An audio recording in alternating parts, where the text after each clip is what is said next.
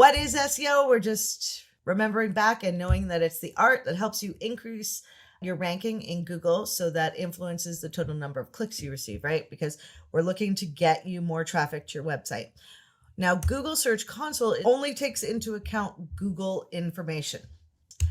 So what is Google Search Console? Okay, it's a free tool from Google. When I found it, it was like an aha moment. Same with Google Data Studio, but that's a later class. It was once called Google Webmaster Tools. Google changed the name and actually changed all the dashboards and moved it over so that more business owners and marketers wouldn't be so afraid to use it because it had the word webmaster in it. So a lot of people thought only webmasters could use it. So it's more user-friendly now. And who is it for? It's for anybody that has a website. There are some great benefits to using Google Search Console. Helps you measure, monitor, maintain, optimize, fix issues, and troubleshoot. And the equivalent is Bing Webmaster Tools, which you will get an account for that too.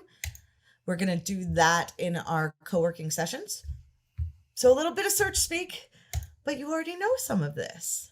So queries. Queries are the keywords, right? That generate impressions when your website shows up on the search engine results pages.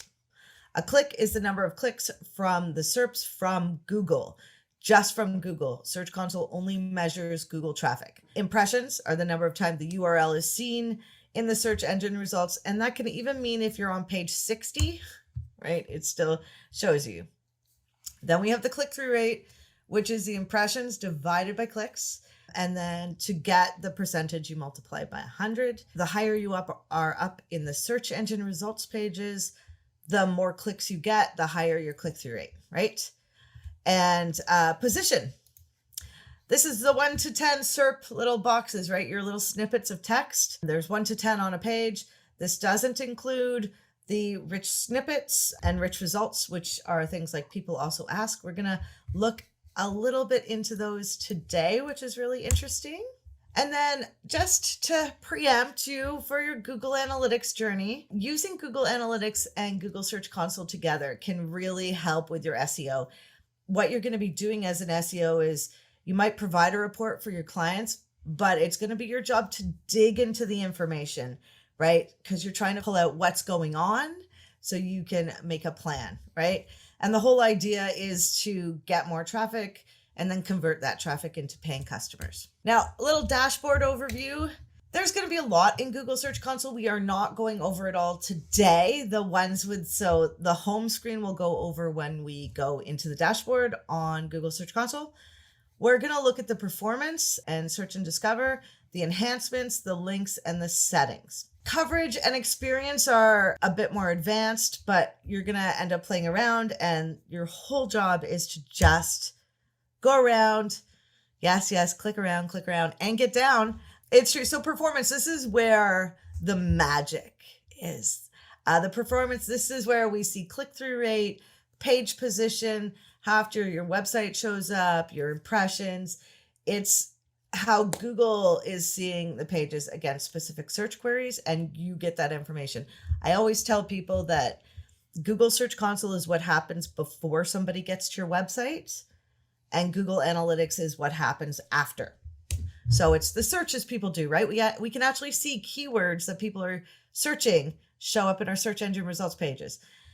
And just so you know, your SEO strategy is validated by whether or not you're driving traffic or the relevant searches, the keywords you've picked are now ranking. It is such a great feeling to pick a keyword for a blog post, write a great blog post, and then start seeing the keywords show up in Google Search Console. It is a great feeling. And then you can see if you maybe picked the wrong thing or picked the right thing, but at least you can say, hey, look what we did, right? So the things you can do in the performance report are comparisons and filtering. You can look at your page, like keywords to page. You can look at query report. There's a lot in there to play with, and you are going to play with it. And it's really fun. And I can't say enough good things about Google Search Console. So index.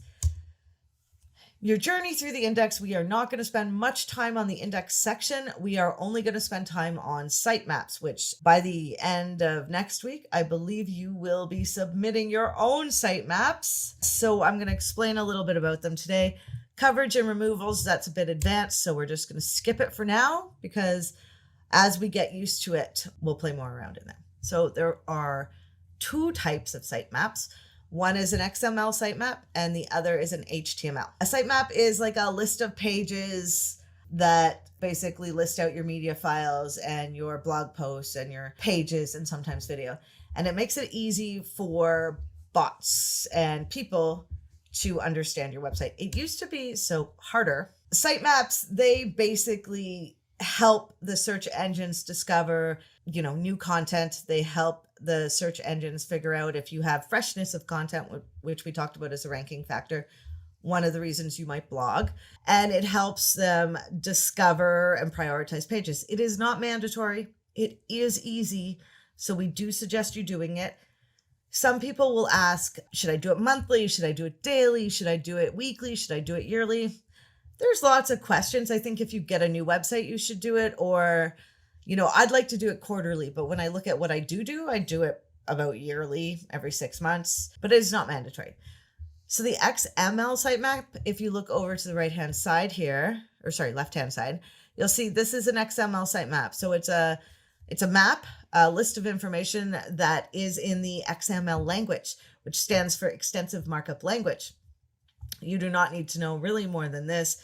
It's pretty easy to do. You can use third-party tools. You can do it manually. The HTML sitemap used to be more important because websites used to be harder to navigate. They are not as hard to navigate. However, most people are putting their sitemaps in the footer of their page, and a sitemap basically listing out the different pages of your site so that people that visit your site can easily get to what they want. And we are just following the best practices of what Google's doing, what Apple's doing. If you look at any of those sites, on their footer is the listing out of their web pages.